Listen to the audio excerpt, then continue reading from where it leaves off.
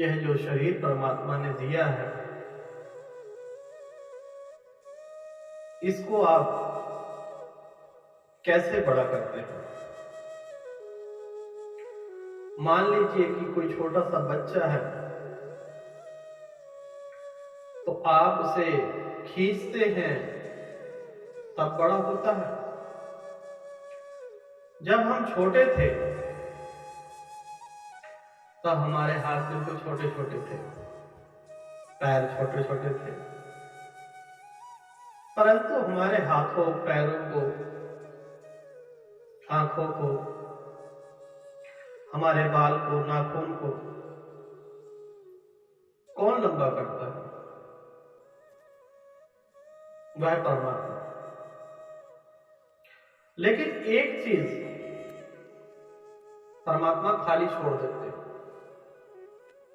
जानते हैं वह क्या है? परमात्मा सब चीजों का विकास करते हैं,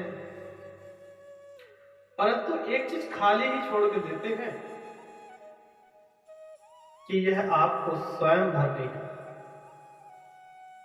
इस संसार में जाइए और अपने दिमाग का विकास कीजिए। यह 170 ग्राम का जो हमारा दिमाग है, यह परमात्मा खाली ही छोड़ते हैं। भरने की जिम्मेवारी मनुष्य की होती है और मनुष्य भरते भी हैं। चाहे कितना भी मंदबुद्धि इंसान क्यों ना हो, जब वह दिमाग से सोचता है तो बड़े से बड़ा विद्वान बन जाता है। एक छोटा इंसान भी बिना पढ़े लिखे कुछ नहीं कमा सकता। संपूर्ण जीवन रोता रहेगा कि परमात्मा ने मुझे कुछ नहीं दिया। अरे इतना बड़ा दिमाग दिया, इतना शरीर दिया, अब विकसित आप ना करें तो परमात्मा को क्यों दोष देते? शरीर के लिए आप साबुन लगाएंगे, तेल लगाएंगे, क्रीम लगाएंगे, कपड़े पहनेंगे, परंतु दिमाग के लिए क्या करते हैं? शरीर में भोजन भी डालेंगे, लेकिन दिमाग के विकास के लिए आप कुछ नहीं, कूड़ा डालते। आज मेरी जेठानी ने, आज मेरी सास ने, आज मेरी बहन ने, आज मेरे भाई ने, आज पड़ोसी ने मेरे साथ दुष्व्यवहार किया, आज फलाने ने मेरे साथ ऐसा कर दिया। उसको ऐसे गाड़ कर बैठ जाते हैं जैसे मानो कल की ही बात। यही चल रहा है ना भाई। परंतु जब तक दिमाग का विकास नहीं हो, तब तक मनुष्य का विकास हो ही नहीं सकता। जो यह पूरा शरीर है, उसको चलाता कौन है? यह दिमाग। यही दिमाग रंग से राजा और राजा से रंग भी बना देता है। इस दिमाग की जो शक्ति है,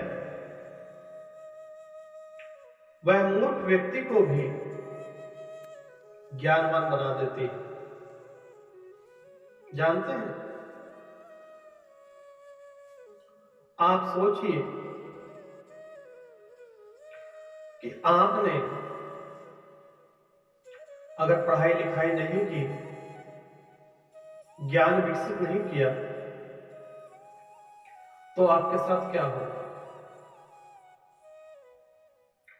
यह संसार भिन्न खाली खाली ही महसूस होगा। ना तो किसी बोर्ड पर कुछ लिखा हुआ दिखाई देगा, ना बस पे दिखाई देगा। किताबें खोलेंगे परंतु पढ़ नहीं सकते। तो इस दिमाग को तेज रखने के लिए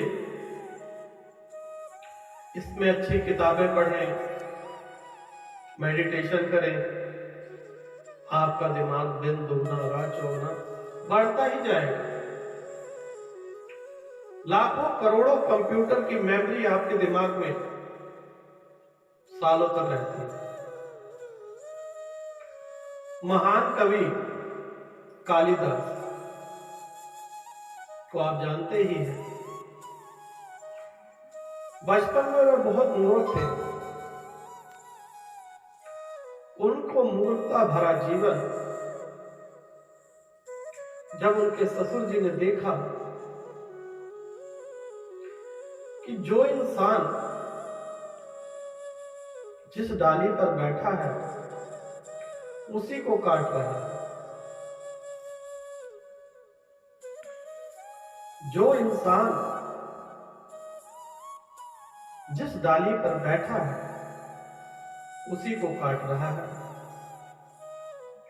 उन्हें लगा यह संसार का सबसे मूर्ख व्यक्ति है और मैं अपनी बेटी से इसकी शादी कराऊंगा। वह बेटी से बहुत परेशान थे,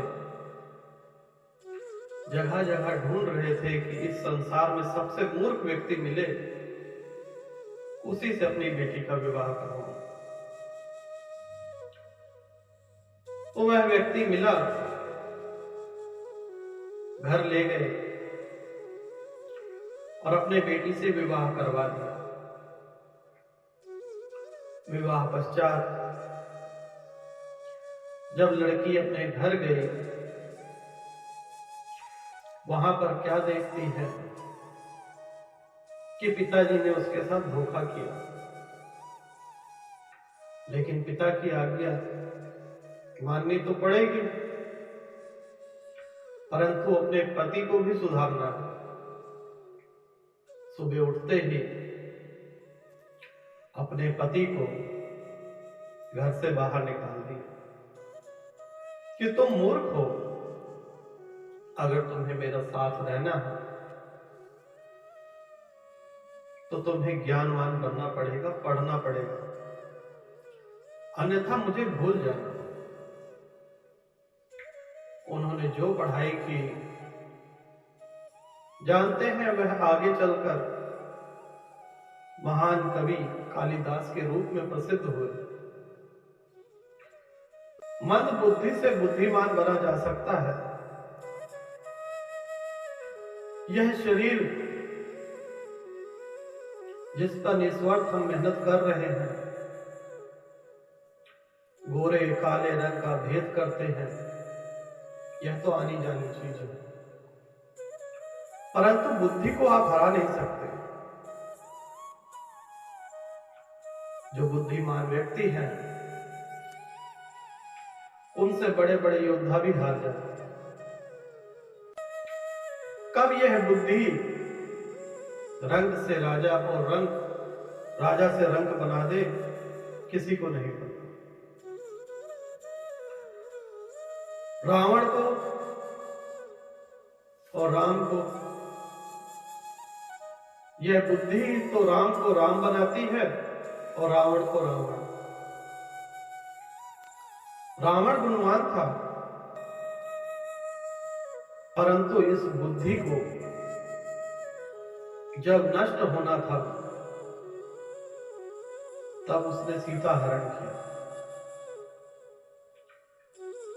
जैसे श्री कृष्ण भगवान तो वह बाद में बनते हैं बुद्धि के कारण। जितनी बुद्धि आपकी तेज होगी, जितना आपका दिमाग तेज होगा, इस संसार में जो चाहेंगे वही प्राप्त होगा। बिना ज्ञान के यह संसार अधूरा है। इस संसार में जो कुछ भी प्राप्त करेंगे वह ज्ञान से। अज्ञानी बनकर इस संसार में कुछ भी नहीं प्राप्त होगा। अपने दिमाग को जिस प्रकार से शरीर को भोजन की जरूरत पड़ती है, उसी प्रकार से इस दिमाग को भोजन चाहिए। भोजन सत्संग होता है, अच्छी किताबें, अच्छी वीडियो, ध्यान, मेडिटेशन, यह है दिमाग का भोजन।